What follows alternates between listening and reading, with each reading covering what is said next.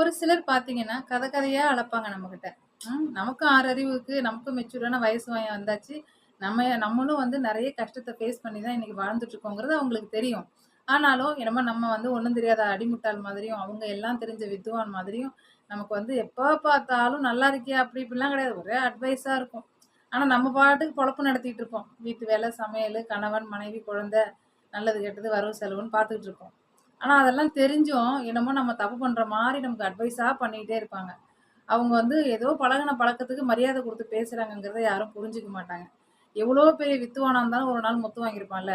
அ எவ்வளோ பெரிய வித்துவானுக்கும் தெரியாத விஷயங்கள் இருக்கும். நீங்க என்கிட்ட கத்துக்கிற விஷயம் நெறைய இருக்கும். நான் உங்கள்ட்ட கத்துக்கிற விஷயம் நெறைய இருக்கும். அதனால யாரும் இங்க யாரும் முட்டாள் கிடையாது. ஆனா ஒரு ஒரு சூழ்நிலையில தவறு செய்றது இயல்பான இயல்பு. மனிதன்னா தவறு செய்வான். அதான் மனிதன். கடவுள் கிடையாதுல்ல இங்க. ஸோ நான் சொல்றது உண்மையா இல்லையான்னு கமெண்ட்ஸ்ல தெரிவிங்க. சரிங்களா? அப்படி ஒருத்தவங்க பேசிட்டு இருந்தாங்க. அதான் அந்த வீடியோ.